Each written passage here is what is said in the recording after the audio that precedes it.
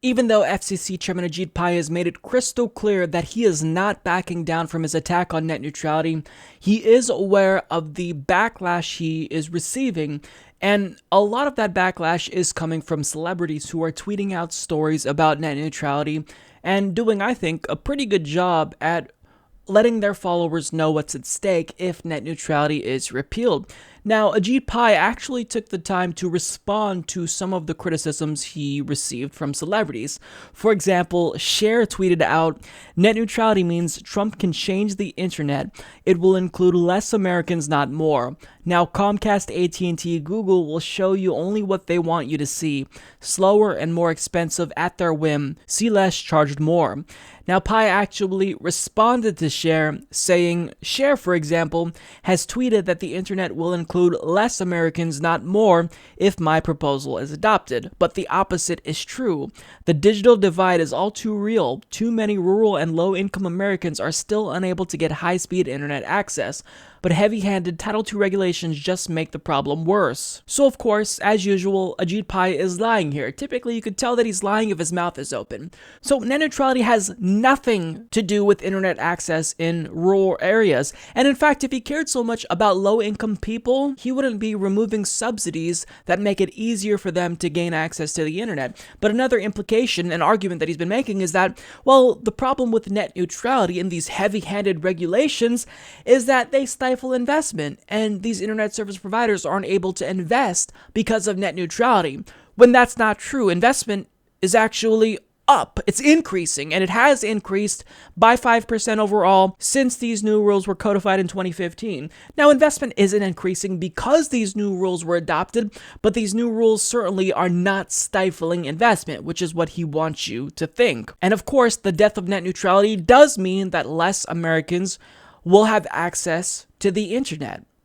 Because what happens if Comcast doesn't like a particular website? Well, as we've seen in the past, they'll just throttle their bandwidth and make it so that way you can't really access that website and slow down the speeds to that website. They've done this in the past with competitors like Netflix, and it's not just Comcast. There's other companies like Verizon and AT&T who were busted throttling websites that they don't like. So we already know what's going to happen. We see examples of what no net neutrality looks like in other countries like Mexico, and it always ends in the same result. So Cher is right, and Ajit Pai is wrong. But he also responded to another celebrity, the Hulk. So Mark Ruffalo tweeted, "Taking away net neutrality is the authoritarian dream, consolidating information into the hands of a few controlled by a few. Dangerous territory." Now, Pai responded by saying these comments are absurd. Getting rid of government authority over the internet is the exact opposite of authoritarianism. Government control is the defining feature of authoritarians, including the one in North Korea. Now, he's being incredibly disingenuous because the government isn't regulating the internet to the extent that he claims they are. It's not like the government is approving each website that we're able to see. All the government is saying is that internet service providers who provide access to the internet to consumers are forced to treat all web traffic equally. They can't discriminate against web traffic that they don't like. And the reason why Mark Ruffalo said that this is authoritarianism here is because it is. This is a form of corporate fascism where a couple of internet service providers, Comcast, AT&T, and Verizon, are able to act as gatekeepers to all of the content that exists on the internet. Now, mind you, they don't own the internet. All they do is give us access to the internet. So they shouldn't be able to dictate what we do and don't see. But the FCC is allowing them to, in fact, control what we do and don't see. So that's why Mark Ruffalo said this is authoritarianism. This is a form of corporate fascism, which of course is authoritarianism. So Ajit Pai is being incredibly deceptive here again, but there's another celebrity that he responded to, Alyssa Milano. She stated, "I know, we faced a lot of issues threatening our democracy in the last year, but honestly, the FCC and Ajit Pai's dismantling of net neutrality is one of the biggest. This is a huge deal."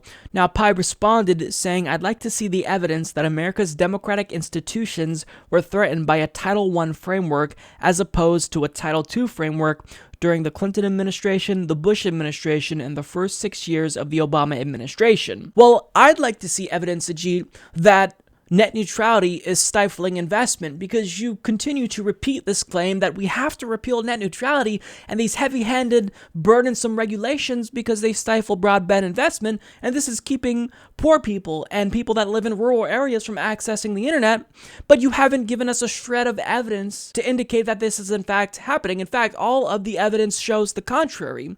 And all of a sudden you care about evidence when you haven't provided us with any evidence to a single argument you've made thus far. So I'm glad that you suddenly seem to care about evidence, but you need to take your own advice and offer evidence yourself. Now, these weren't the only celebrities that tweeted out support for net neutrality that Ajit Pai then attacked, but the whole goal in addressing criticism from celebrities was to basically portray outrage over his attack on net neutrality as a celebrity-driven phenomenon with no real grassroots aversion to his plan. But the opposite is true. But Ajit Pai doesn't want it to just seem like celebrities are the only ones driving opposition to his plan, because he's also trying to make it seem as though companies that are prominent in Silicon Valley, like Twitter, are also attacking him. So for example, this is what he said about Twitter. "The criticism of this plan comes from more than just Hollywood. I'm also well aware that some in Silicon Valley have criticized it. Twitter, for example, has said that it strongly opposes it and will continue to fight for an open internet, which is indispensable to free expression, consumer choice, and innovation." Look, this begs the question, why is Ajit Pai doing this? Why is he highlighting criticism that he is receiving from celebrities and Silicon Valley? Well, this is what he wants to do. By bringing awareness to how powerful elites in Hollywood are against him, quote, powerful elites, mind you, he's trying to promote this as a David versus Goliath situation where he's going up against the powerful forces of Hollywood and Twitter in order to fight for a free and open internet, when the complete opposite is actually true, because his attack on net neutrality is being done with the backing of the most powerful companies in the country, like Comcast, Verizon, AT&T. These are companies that have monopolies and control our access to the internet. So by making it seem as though he's really the one who is the little guy who's taking on the big guy, well then that might make some people who don't really know about net neutrality feel sympathetic towards Ajit Pai. But that's not what's happening at all. Really, the ones who are pulling all the strings are these large internet service providers, and they have Ajit Pai by the balls. They're making sure that anything they want gets included in this plan. So for example, Ajit Pai listened to them when they asked him to include a provision in his repeal plan to block states from passing their own net neutrality laws, because as you probably would have expected, once he repeals net neutrality nationally, states would now come to the rescue and pass their own net neutrality laws as a result of that. But in his plan, he literally included a provision that blocks states from doing just that. And he included this in his plan just weeks after internet service providers like Comcast and Verizon told him to include it. So they're the ones pulling all the strings. Ajit Pai is not the little guy taking on the big Hollywood elites. This isn't David versus Goliath. And if it is, you're Goliath. We're David. So Ajit Pai, this just shows how he is doing everything he can. He's pulling out all the tricks in his book to paint himself as the victim, as the one who's really fighting for the noble cause, when in actuality the opposite is true. He's the bad guy. He wants to destroy the internet, and all these celebrities and websites like Twitter are doing is shining light on what he's doing at the behest of internet service providers. Support this podcast by becoming a patron at patreon.com/Humanist Report.